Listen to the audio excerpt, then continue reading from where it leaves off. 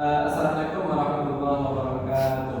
Waalaikumsalam warahmatullahi wabarakatuh. Baik, pada pertemuan kali ini kita akan membahas tentang Wali Songo dan mengenal para tokoh-tokoh tersebut. Sebelum kita memasuki pembelajaran kita, Bapak terlebih dahulu untuk mengambil absen. Siapa yang tidak hadir adalah semuanya? Hadir semuanya, alhamdulillah. Oke, sebelum kita masuk ke pembelajaran, langkah baiknya kita melakukan doa terlebih dahulu kepada saudara Rehan untuk memimpin doa di sini. Baiklah, sebelum kita mulai pembelajaran kita pada kita mendengar basmalah. Bismillahirrahmanirrahim. Mudah-mudahan dengan pembacaan basmalah tadi kita bicarakan oleh Allah Subhanahu wa taala pembelajaran kita dari Allah Subhanahu wa taala. Oke. Kita minggu yang lalu sudah membahas tentang pembelajaran tentang Abbasiyah. Siapa tahu itu Abbasiyah? Oke, silakan Zikri. Dinasti Abbasiyah adalah dinasti yang berdiri setelah munculnya dinasti Umayyah yang merupakan dinasti yang paling terkenal di Islam. Pada masa itu juga Islam mencapai puncaknya kejayaan Islam. Oke, baik. Bagus sekali saudara Ziki telah menjelaskan tentang dinasti Abbasiyah tersebut. Kali ini kita akan masuk kepada yaitu mengenal para tokoh Wali Songo. Siapa tahu itu Wali Songo? Wali Songo merupakan 9 tokoh yang menyebarkan Islam di Nusantara, terutama di Pulau Jawa. Oke, bagus sekali. Yaitu mengenal Wali Songo itu adalah wali itu kita persingkat sebagai ulama besar. Jadi Songo itu adalah 9 seperti yang dikatakan Ananda Rehan tadi. Songo itu bisa kita definisikan sebagai 9 orang. Jadi 9 ulama dari tanah Jawa untuk menyebarkan agama Islam di Nusantara. Jadi 9 ulama tersebut salah satunya itu adalah Sunan Gresik. Siapa tahu kenapa dinamakan dia dengan Sunan Gresik? Karena lagi Gresik itu Pak. Bisa jadi ada lagi dari saudara Ananda Habib? Tidak tahu Pak. Tidak tahu. Oke. Jadi Sunan Gresik itu nama aslinya adalah Maulana Malik Ibrahim. Kenapa dinamakan dia dengan Sunan Gresik? Karena beliau itu pulang dari mendapatkan menuntut ilmu dari luar Nusantara. Jadi dia itu mendarat pertama kali di desa Gresik namanya. Nah, oleh karena itu beliau disebut dengan Sunan Gresik. Jadi beliau tersebut mendakwahkan Islam itu, menyebarluaskan Islam itu seperti dengan cara mendekati rakyat terlebih dahulu. Bukan dia langsung datang ke situ bukan selaku menjadi orang yang tahu akan segalanya, bukan. Tetapi dia mendekati terlebih dahulu penduduk tersebut seperti membantu dan melapangkan jalannya kalau ada orang kesulitan dia bantu terlebih dahulu. Misalnya dia mendapatkan hati dari masyarakat tersebut, jadi bisa dia menyebarkan agama Islam. Jadi seperti itulah lebih singkatnya tentang Sunan Gresik ini. Selanjutnya kita masuk kepada Sunan Ampel. Sunan Ampel itu adalah nama aslinya adalah Raden Rahmat. Dia juga sama seperti Sunan Gresik, juga menyebarkan ajaran Islam di Nusantara.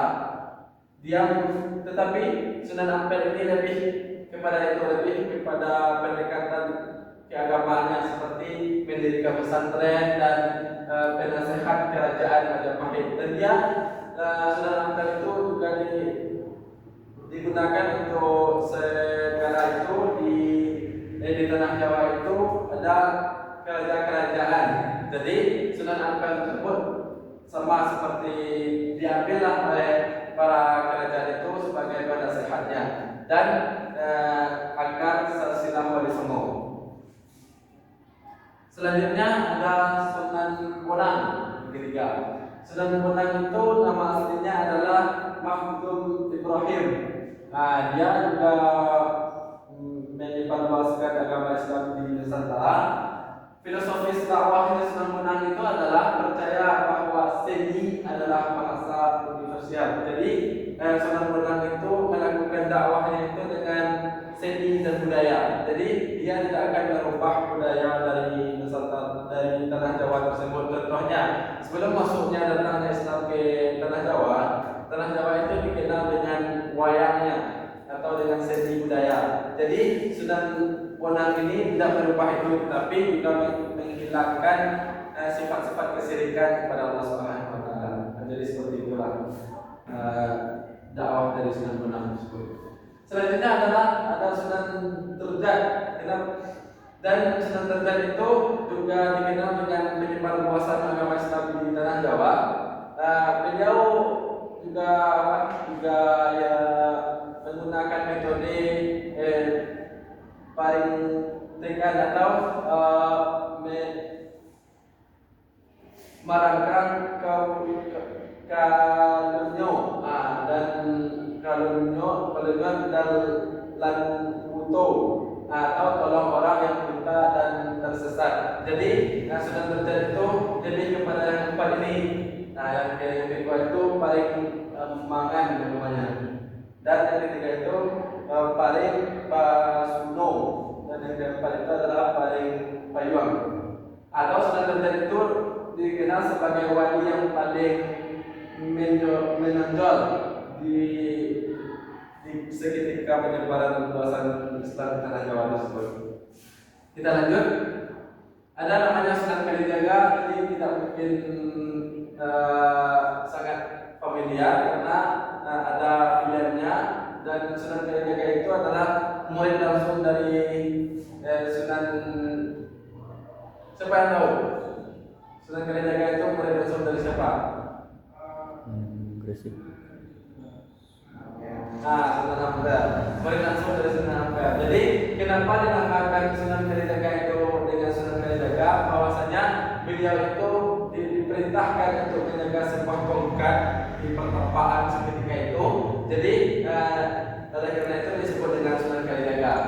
Beliau itu juga sangat familiar dengan film Jaga Tingkir, murid langsung dari beliau. Jaga Tingkir disebut menjadi raja dari Majapahit. Selanjutnya adalah Sunan Kudus. Sunan Kudus itu adalah nama aslinya adalah Jafar Siddiq. Sunan Kudus itu dikenal sebagai simbol toleransi dan kebijaksanaan. Beliau melarang menyembelih sapi untuk menghormati umat Hindu. Seketika Sunan Kudus itu mendakwahkan Islam, beliau menolak akan tradisi yang menyembelih atau mewah-wahkan agama Hindu tersebut. Kita lanjut. Selanjutnya ada Sunan Muria dan Sunan Giri. Sunan Muria itu adalah berdakwah di kalangan petani, nelayan dan rakyat pedesaan. Sedangkan Sunan Giri atau Raden Paku mendirikan kerajaan Giri keadaan di Gresik. Selanjutnya ada Selanjutnya yang terakhir itu ada Sunan Gunung Jati. Di PPT ini tidak ada dicantumkan, mungkin Bapak kelupaan. Yang terakhir itu adalah ada Sunan Gunung Jati. Kenapa dikatakan dengan Sunan Gunung Jati? Beliau mendakwahkan ajaran Islam dengan metode-metode seperti pendirian madrasah dan sebagainya. Mungkin itu pembelajaran kita pada hari ini. Ada sedikit tugas. Bapak akan bagi Anda beberapa kelompok, 3 kelompok aja. Disilahkan untuk mempresentasikan nantinya ke depan masing-masing.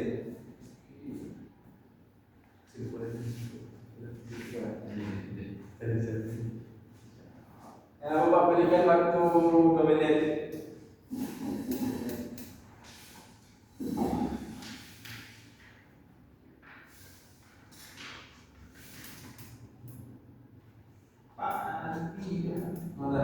Di sana Pak. Di depan lah.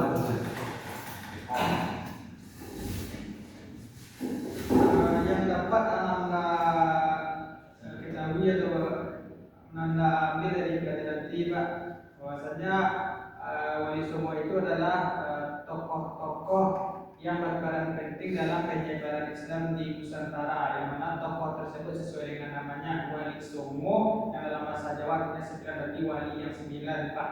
Salah satunya yang paling Anda ingat dari penjelasan Bapak itu Sunan Gresik, karena ketika beliau pertama kali tiba di Nusantara itu di Gresik, makanya disebut dengan Sunan Gresik Pak. Itu yang dapat Anda tangkap dari penjelasan tadi Pak. Udah Pak, terima kasih Pak. Baik, kita berikan aplaus kepada Ustaz Zikri. Oke, bagus sekali dengan kesimpulannya. Jadi bisa kita simpulkan bahwasanya wali yang 9 itu adalah penyebar luasan agama Islam di Nusantara dan di Tanah Jawa. Dan dapat kita simpulkan bahwa wali yang 9 itu bukan datangnya sekaligus, bukan, tapi bertahap-tahap.